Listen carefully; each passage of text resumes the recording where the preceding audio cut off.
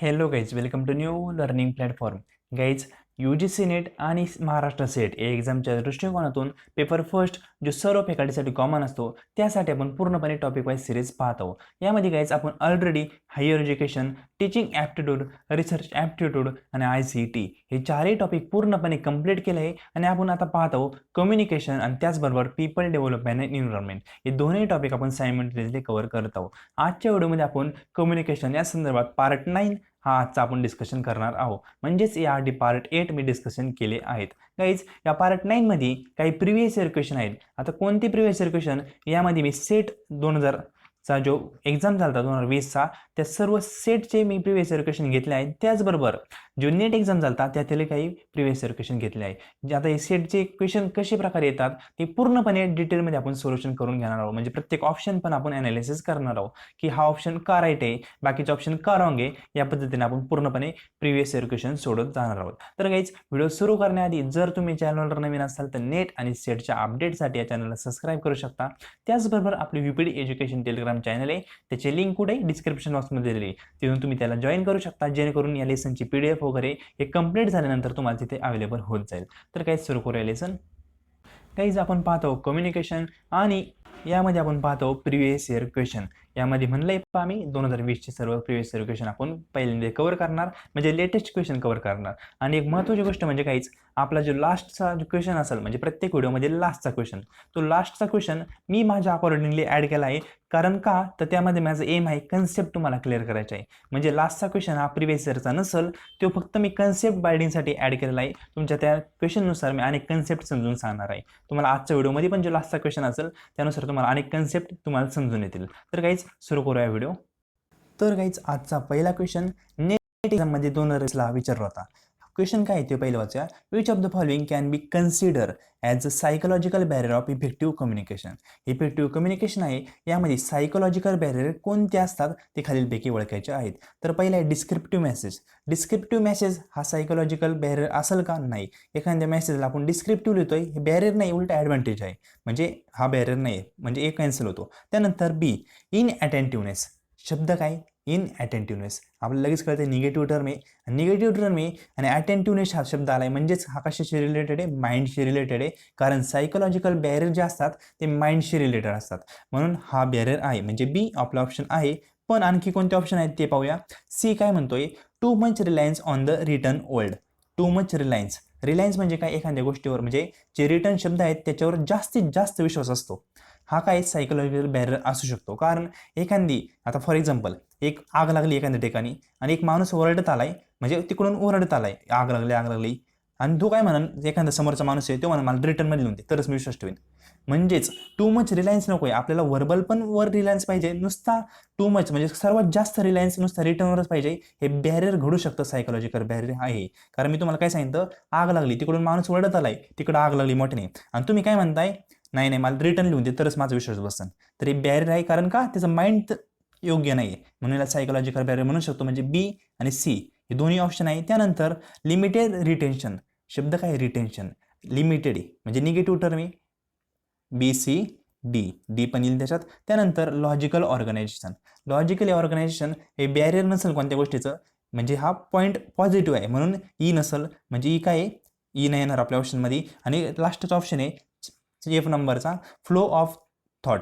Flow of thought याचा काही barrier वगैरे होत नाही, आउट ऑफ कंटेक्स्ट आहे, म्हणून राहतात कोणते आपले BC आणि डी. तो ऑप्शन दिसतंय कुठे? हे पहा 2 नंबरचं BCD. हे काय सायकोलॉजिकल बॅरियर आहेत. पुन्हा एकदा सांगतो कोणते कोणते आहेत. पहिली बी काय? इनअटेंटिव्हनेस. येस, बॅरियर असू शकतं. त्यानंतर too much Reliance of return world. तुम्हाला याचं आगचं उदाहरण सांगितलं. एक माणूस ओरडत आलाय, तो सांगतोय तुम्हाला तिकडे एक मोठी आग लागली, तुम्ही त्याला म्हणताय रिटर्न डॉक्युमेंट मला लिहून दे तर मी विश्वास ठेवेन. हे काय? टू मच रिलायन्स कशावर? रिटर्नवर. म्हणून हे सायकोलॉजिकल बॅरियर आहे. म्हणजे बी पण आहे, सी पण आहे, आणि लास्टचा ऑप्शन काय? डी सांगितलं तुम्हाला मी. डी म्हणजे काय? Limited retention. लिमिटेड रिटेन्शन एखाद्या गोष्टीवर असणं हे पण सायकोलॉजिकल बॅरियर आहे. म्हणजे BCD is a right answer. म्हणजे सेकंड ऑप्शन हे राईट आहे क्वेश्चन नंबर फर्स्ट. अशा प्रकारे आपण सर्व क्वेश्चन सोडून घेणार आहोत. आता हा क्वेश्चन सलग सेट एक्झामला 2 वेळेस विचारला आहे. हा महाराष्ट्र सेट एक्झाम होती, त्यामध्ये हा क्वेश्चन आहे पेपर फर्स्टचा कम्युनिकेशनशी रिलेटेड. सलग 2 वेळा विचारला आहे. फक्त क्वेश्चनमध्ये चेंज काय झालं तो पण मी ॲड केला इथं. पहिला क्वेश्चन समजून घेऊया. A dialogue method of discovering the truth is given by. तर हा क्वेश्चन तुम्हाला पाठ झाला असेल बऱ्याच जणांना. सॉक्रेटने काय म्हणलं, डायलॉग मेथड डिस्कव्हरिंग द ट्रूथ हे कशा प्रकारे बनलं त्याची पण मी डायग्राम ॲड केले आहे, ती तुम्हाला समजून सांगतो. तर हे पहा, मी हे 3 लेवल ॲड केलं आहे आणि याच्यातूनच क्वेश्चन विचारला होता. Socrates dialogue has 3 distinctive communication level.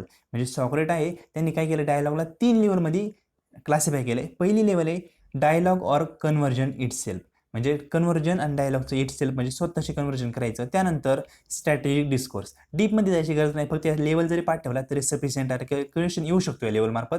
कारण इथं काय दुसरी स्टेप काय, स्ट्रॅटेजिक डिस्कोर्स. स्ट्रॅटेजिक डिस्कोर्स शब्दाचा अर्थ लक्षात घ्या पहिलं. डिस्कोर्स म्हणजे अशी एक गोष्ट, आता इथं डिस्कोर्स म्हणजे निगेटिव्ह टर्म नाही, ती पॉझिटिव्ह आहे. डिस्कोर्स म्हणजे अनेक गोष्टी किंवा अनेक मेथड वापरून काय करायचं, टीचिंग करायचं किंवा कम्युनिकेशन करण्यासाठी अनेक गोष्टी यूज करायच्या. आता फॉर एक्झाम्पल, जर टीचर कम्युनिकेशन करतोय कोणासोबत, स्टुडंटसोबत, तर स्टुडंटसोबत टीचरनी कम्युनिकेशन करताना त्यांनी ते व्हाईट बोर्ड वापरला, नंतर काही प्रोजेक्शन असेल ते वापरले किंवा नवीन आणखी टीचिंगच्या काही मेथड्स असतील त्या वापरल्या, तर त्याला आपण डिस्कोर्स असा शब्द वापरतो. म्हणजे स्ट्रॅटेजिक डिस्कोर्स, कशा प्रकारे आपण स्ट्रॅटेजी वापरायच्या याचं एक स्ट्रॅटेजी डिस्कोर्स करतो. म्हणजेच use various method of communication मी शॉर्टमध्ये लिहिलं आहे. नंतर तिसरी लेवल दिली मेटा डिस्कोर्स. मेटा डिस्कोर्स हे अम्ब्रेला टाईप कन्सेप्ट आहे. आता तुम्ही म्हणता ना अम्ब्रेला म्हणजे काय, तर अम्ब्रेला पहा छत्री अशी असते, इथं मेन पॉईंट असतो आणि त्याच्यात अनेक काय असतात, हे असतात अशा छत्रीला तार असतात. म्हणजेच काय, तर मेटा डिस्कोर्स ही ही कन्सेप्ट मध्यभागी फॉर एक्झाम्पल, आणि त्याच्या अंडर म्हणजे अनेक त्याच्यात गोष्टी इन्व्हॉल्व्ह होतात. म्हणजे फॉर एक्झाम्पल मेटा डिस्कोर्स म्हणजे काय, तर डिस्कोर्सचा अर्थ तुम्हाला सांगितला वरतीच हे पहा, की एक गोष्ट नाही अनेक गोष्टी कम्युनिकेशनसाठी वापरायच्या.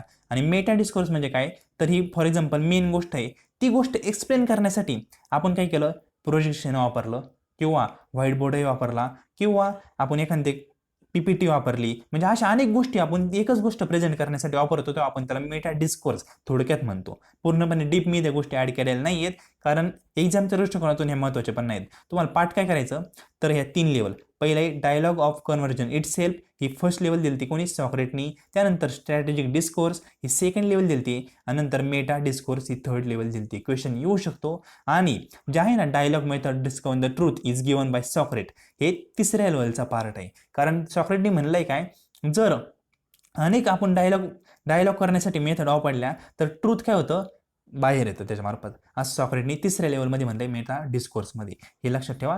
आणि क्वेश्चन येऊ शकतो, कारण आता क्वेश्चन आला काय, तर dialogue method discover the truth given by Socrates. आता पुढच्या वेळेस असं पण येऊ शकतो, dialogue method discover the truth given by Socrates, हे कोणत्या लेवलचं म्हणजे उदाहरण आहे, तर लक्षात ठेवा मेटा डिस्कोर्स या लेवलचं उदाहरण आहे.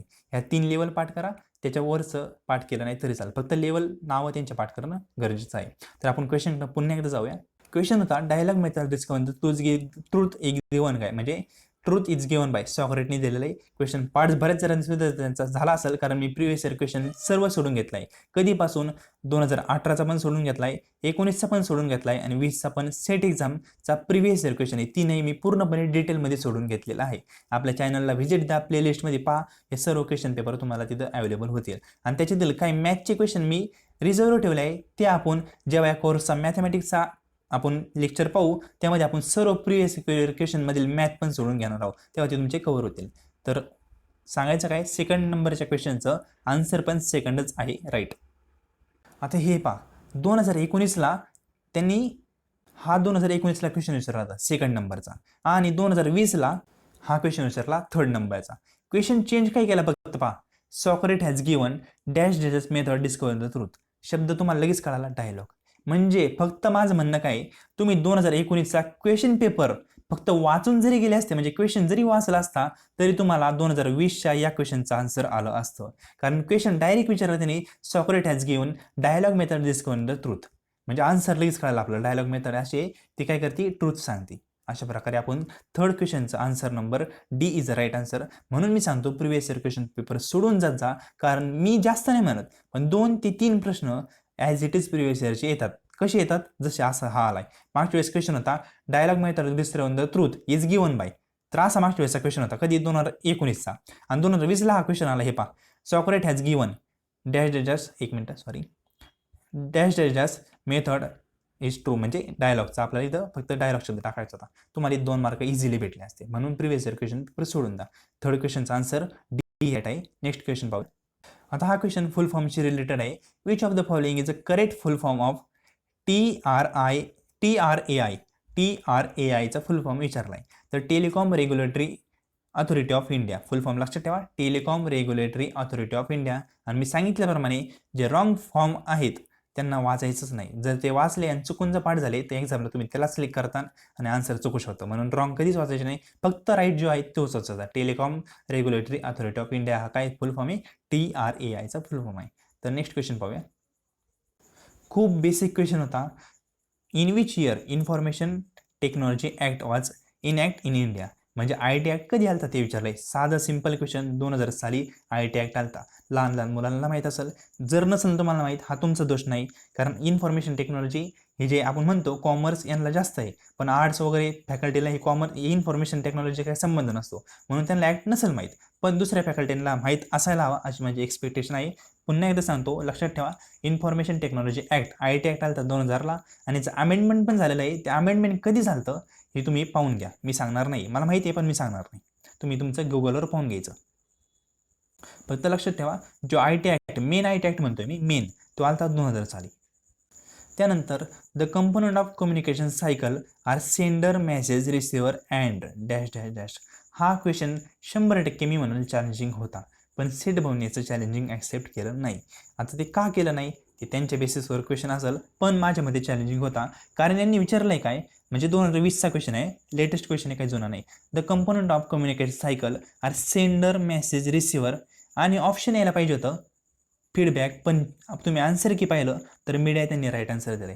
कारण का, कम्युनिकेशन शब्द का वापरला त्यांनी, सायकल वापरलाय. आणि जेव्हा आपण कम्युनिकेशन सायकल म्हणतो तेव्हा सेंडर नंतर काय होतं, मेसेज पास होतो, नंतर रिसिव्हर तो मेसेज घेतो आणि त्याचा काय देतो, फीडबॅक देतो, तेव्हा कम्युनिकेशन सायकल ही कंप्लीट होती. म्हणजे कशी सायकल असते, पहिल्यांदा सेंडर येणार, नंतर तो काय करणार, मेसेज पाठवणार, कोणाला पाठवणार, रिसिव्हरला पाठवणार, आणि रिसिव्हर काय करणार, त्याचा फीडबॅक कोणाला देणार, सेंडरला देणार. म्हणजे कम्युनिकेशन गोल झालं राऊंड, म्हणजे कम्युनिकेशन सायकल इथं कंप्लीट होती, कशाने, फीडबॅकने. पण आन्सर कीमध्ये मीडिया आन्सर दिलं, मीडिया त्यांनी कोणत्या अँगलने आन्सर दिला असेल ते पण सांगतो, पण आन्सर याचं फीडबॅकच यायला हवं होतं, पण मीडिया का दिलं ते सांगतो. तर सेंडरने काय केलं, मेसेज पाठवला.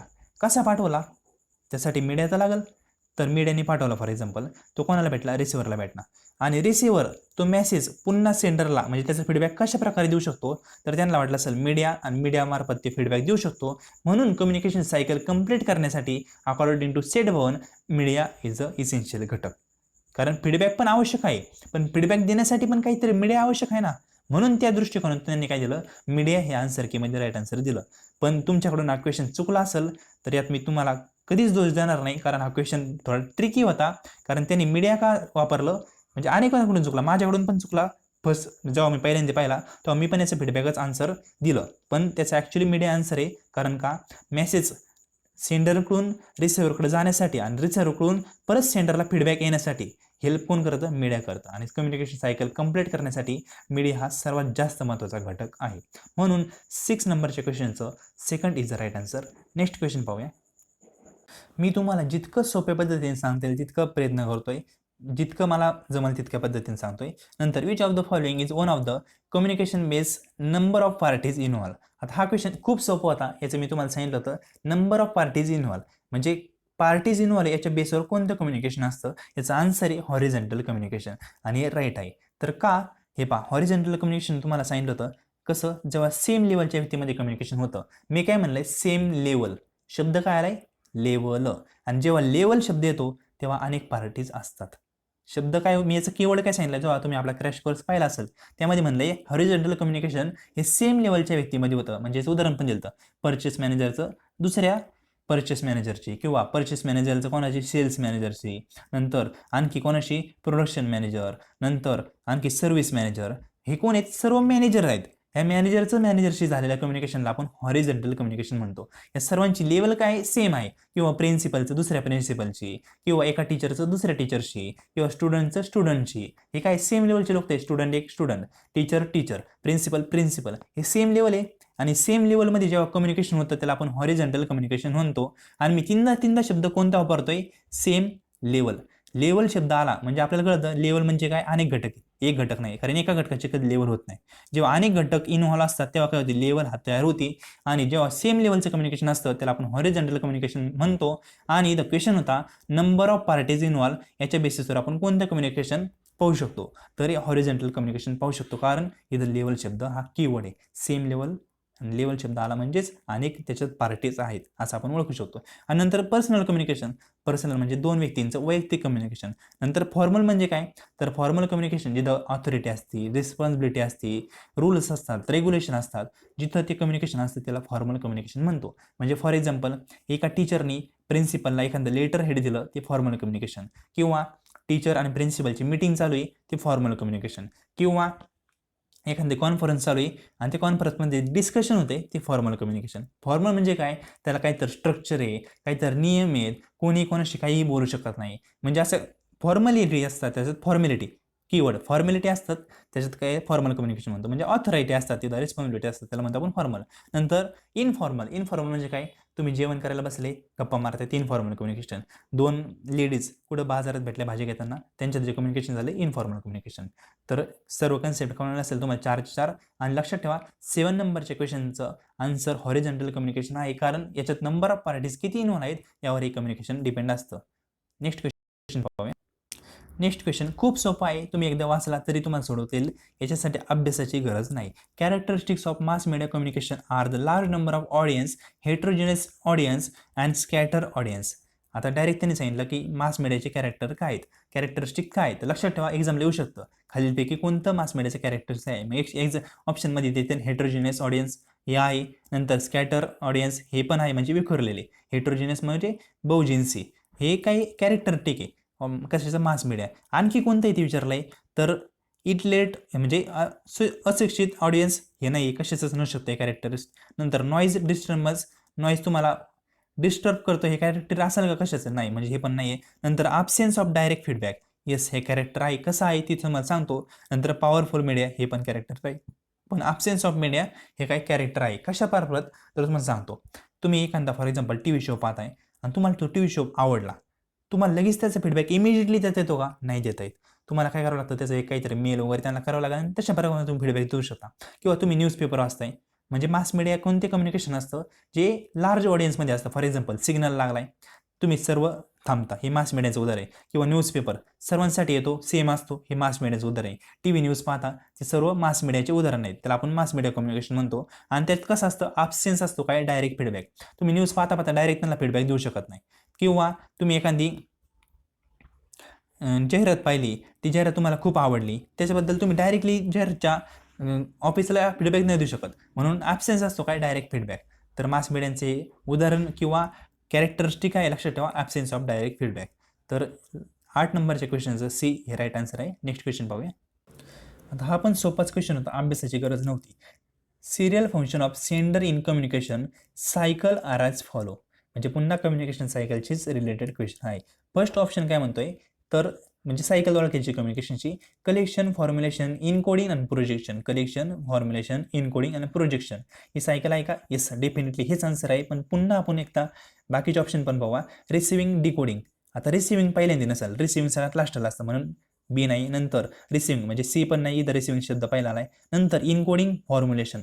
आता पहिल्यांदा फॉर्म्युलेशन होणार मग इनकोडिंग होणार असं पाहिजे होतं, पण इथं काय केलंय, पहिले इनकोडिंग आणि मग फॉर्म्युलेशन केलंय, म्हणून डी पण नाही. मग आता एच का, तर पहिल्यांदा काय करणार आपण, कलेक्शन करणार इन्फॉर्मेशनचं. नंतर काय करणार, त्यांना फॉर्म्युलेट करणार. फॉर्म्युलेट केल्यानंतर काय करणार, त्याचं इनकोडिंग करणार. इनकोडिंग म्हणजे काय, त्याला आपण एखाद्या कोड भाषेमध्ये आपण त्याचं पूर्णपणे डिस्क्रिप्शन करणार. फॉर एक्झाम्पल आपण काय केलं, कलेक्ट केला काय, खूप मोठा डाटा कलेक्ट केला, कशाचा, सर्वे केला की इटलेट म्हणजे किती अशिक्षित लोक आहेत एखाद्या राज्यात, आपण तो डाटा कलेक्ट केला, त्याला आपण फॉर्म्युलेट करणार म्हणजे सिस्टमॅटिक पद्धतीने मांडणार. नंतर त्या इनकोडिंग करणार. इनकोडिंग म्हणजे काय, त्याचा एक फॉर एक्झाम्पल आपण डाटा टेबल तयार करा, त्या डाटा टेबलला आपण इनव्हलपमध्ये घातलं, त्याला इनकोडिंग म्हणू शकतो. किंवा त्याचा एक बारकोड तयार केला आणि ते बारकोड पूर्णपणे त्या स्कॅन करायला की माहिती देईल तुम्हाला, अशा प्रकारे आपण त्याला इनकोडिंग केलं म्हणजे कोड केला त्याचं एक तयार. नंतर त्याचं प्रोजेक्शन होणार. म्हणजे करेक्ट ऑर्डर काय, कलेक्शन, फॉर्म्युलेशन, इनकोडिंग आणि प्रोजेक्शन ही सिरियल आहे फंक्शनल कम्युनिकेशनची. लक्षात ठेवा सेंडरच्या दृष्टिकोनातून. 9 नंबरच्या क्वेश्चनचं ए हे राईट आन्सर आहे. आणि आपला लास्टचा 10वा क्वेश्चन पूर्णपणे कन्सेप्ट बेस आहे, पाहूया. हा क्वेश्चन मी ॲड केला आहे, पण मला कन्सेप्ट यामध्ये समजून सांगायचे त्यासाठी ॲड केला आहे. क्वेश्चनमध्ये या कन्सेप्ट नेट एक्झामला बरेच आलं आहे, पण सेटला आत्तापर्यंत आले नाही, म्हणून सेटला येऊ शकते, कारण सेट भवन नेटच्याच काही कन्सेप्ट उचलत असतं. ही रिएलिटी आहे. आता कन्सेप्ट बाईल्ड क्वेश्चन आहे MCQs. Which of the following definition true or fall म्हणजे अशी कोणती डेफिनेशन खालीपैकी ही ट्रू पण असती किंवा फॉल पण असते, दोन्हीपैकी एक असू शकते किंवा दोन्ही पण असू शकते. लक्षात ठेवा, पहिली definition lexical definition. Lexical definition ही ट्रू किंवा फॉल दोन्ही पण असते. लक्षात ठेवा, पहिलं लक्षात ठेवा की गोष्ट कशी ट्रू असते कशी फॉल असते मी सांगणार आहे. पहिलं लेक्सिकल डेफिनेशन ट्रू असती किंवा फॉल असती. आणि लेक्सिकल डेफिनेशन म्हणजे कोणती डेफिनेशन, जे डिक्शनरीत मिनिंग दिलेला आहे ना त्याला आपण लेक्सिकल डेफिनेशन म्हणतो. म्हणजे एखादा शब्द तुम्ही पाहिला की त्याचं डिक्शनरीत मिनिंग काय आहे तर आपण लेक्सिकल डेफिनेशन म्हणतो. म्हणजे कोणताही शब्द त्याचं तुम्ही डिक्शनरी मिनिंग पाहता त्याला आपण काय म्हणतो, लेक्सिकल डेफिनेशन. म्हणजे एक तर ट्रू असं डिक्शनरीत लिहिलेलं किंवा चुकीचं पण असू शकतं, त्याला आपण लेक्सिकल डेफिनेशन म्हणतो. आणि त्याची कीवर्ड काय, लेक्सिकल डेफिनेशन ही ट्रू असती किंवा फॉल असते आणि त्यालाच म्हणतात डिक्शनरीचं मिनिंग. लेक्सिकल कळालं. त्यानंतर स्टिप्युलेटिव्ह डेफिनेशन. स्टिप्युलेटिव्ह डेफिनेशन काय तर नायदर ट्रू नॉर फॉल, म्हणजे ट्रू पण नसती किंवा फॉल पण नसती.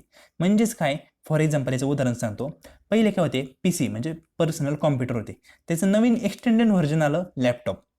कन्सेप्ट काय, PC लॅपटॉप काही इतका फरक आहे का, नाही.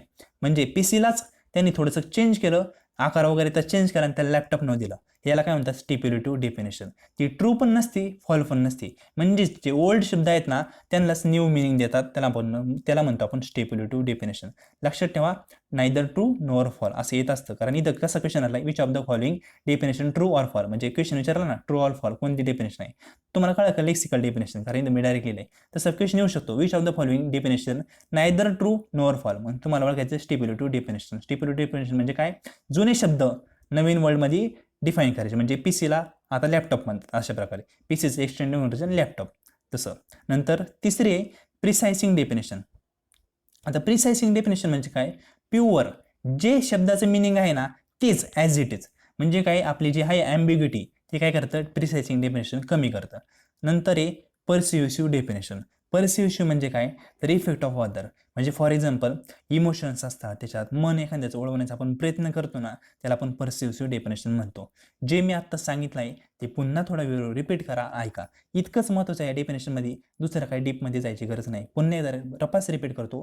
पहिले लेक्सिकल डेफिनेशन ती ट्रू किंवा फॉल असते आणि डिक्शनरीचं मिनिंग असतं शब्दांचं, त्याला लेक्सिकल डेफिनेशन म्हणतो. नंतर स्टिप्युलेटिव्ह डेफिनेशन, ट्रू पण नसती फॉल पण नसती. म्हणजेच ओल्ड शब्दांचं नवीन मिनिंग काढतात. म्हणजे PCला आता कॉम्प्युटर असं म्हणतात. नंतर काय, प्रिसायसिंग डेफिनेशन, म्हणजे उदाहरण सांगितलं मी, PCला कॉम्प्युटर असं समजलं जातं कारण त्याचं थोडं व्हर्जन बदललं आहे. नंतर तिसरी आहे प्रिसायसिंग डेफिनेशन. प्रिसायसिंग म्हणजे काय, प्युअर शब्द आपली जी ॲम्बिग्युटी आहे म्हणजे एखाद्या बाबत आपली संदिग्धता म्हणतो आपण त्याला, ती कमी करतं, त्याला म्हणतो आपण प्रिसायसिंग डेफिनेशन. त्यानंतर पर्सिव्हिसिव्ह डेफिनेशन. तर पर्सिव्हिसिव्ह डेफिनेशन म्हणजे काय, इफेक्ट ऑफ अदर, म्हणजे इमोशन वगैरे त्यात असतात त्याला आपण पर्सिव्हिसिव्ह डेफिनेशन म्हणतात. जे मी इथं लिहिले आहेत ना पहा keyword, true or fall, neither true or fall, dictionary meaning, नंतर न्यू मिनिंगला जुन्याच मिनिंगला नवीन मिनिंग देतात, नंतर रिड्यूस ॲम्बिग्युटी, नंतर इमोशन वगैरे, हेच फक्त तुम्हाला पाठ करायचे, जे सांगितले तेवढंच पाठ करायचे. तर काहीच हा होता आजचा व्हिडिओ. कसा वाटला कमेंट बॉक्समध्ये कमेंट ॲडव्हान्टेज. व्हिडिओ पाहिल्याबद्दल थँक्यू सो मच.